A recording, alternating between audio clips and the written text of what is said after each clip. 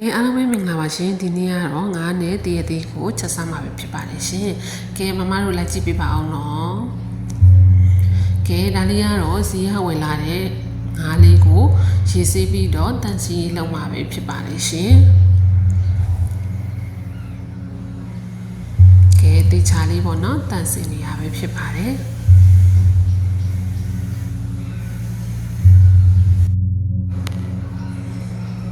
ရေလေးဆေးပြီးပြီဆိုလို့ရှိရင်တော့ခဏနေလေးစားပြလေးနေမှာပဲဖြစ်ပါတယ်။ကဲနွေးမှုလေးအနည်းငယ်ထည့်ပါမယ်။ချူမိုလေးအနည်းငယ်ထည့်ပါမယ်ရှင်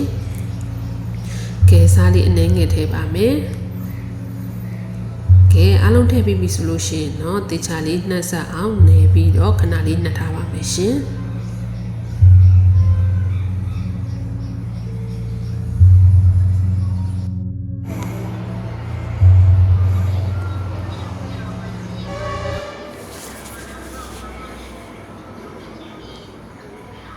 ကဲဦးကလည်းပူလာပြီဆိုလို့ရှိရင်တော့စီလေးစားထည့်ပါမယ်ရှင်။နည်းနည်းမဟုတ်လေအနည်းငယ်ထည့်ပါမယ်။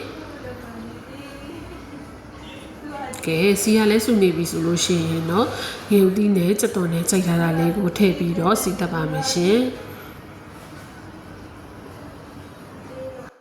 ဒီစိတ်မုတ်လေးအနည်းငယ်ထည့်ပြီးတော့စီလေးတက်ထားပါမယ်ရှင်။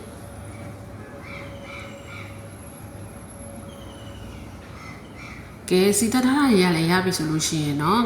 ငါးလေးတွေစထည့်မှာပဲဖြစ်ပါတယ်ရှင်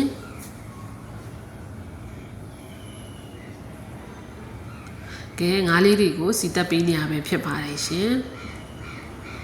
ကဲငါးလေးတွေကိုအပေါ်ကျော်လေးတင်းသွားအောင်လို့စီနဲ့ရောပြီးတော့ဗောနော်ခဏလေးချက်ထားမယ်နော်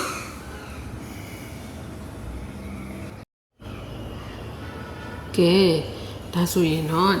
စီတက်ထားတာလေးရလည်းရပြီဆိုတော့ရေလေးနှင်းငယ်ထည့်ပြီးတော့ခဏလေးအဖုံးလေးဖုံးပြီးတော့ချက်ထားလိုက်ပါမယ်ရှင်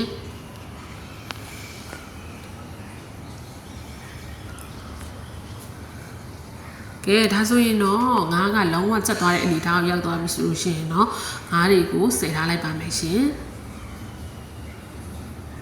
ကဲငါးတွေကိုဆယ်လိုက်တာကြတော့လေတရတီးနဲ့ရောချက်လိုက်လို့ရှိရင်တခါလေးထက်ချက်လိုက်ရင်ငါးတွေကကြိတ်သွားမှဆိုလို့ငါးကိုအရင်ခတ်ထားတာပဲဖြစ်ပါတယ်ကဲငါးကိုခတ်ထားပြီးပြီဆိုရင်တော့တရတီးကိုအရင်ချက်မှာပဲဖြစ်ပါတယ်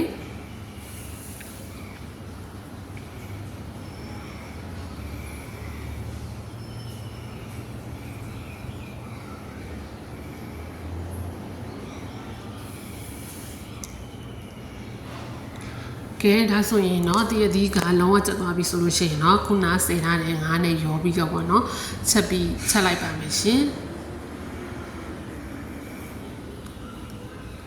ကဲဒါဆိုရင်တော့အရန်စားကောင်းတဲ့ငါးနဲ့တရသီးချက်လေးရပါပြီ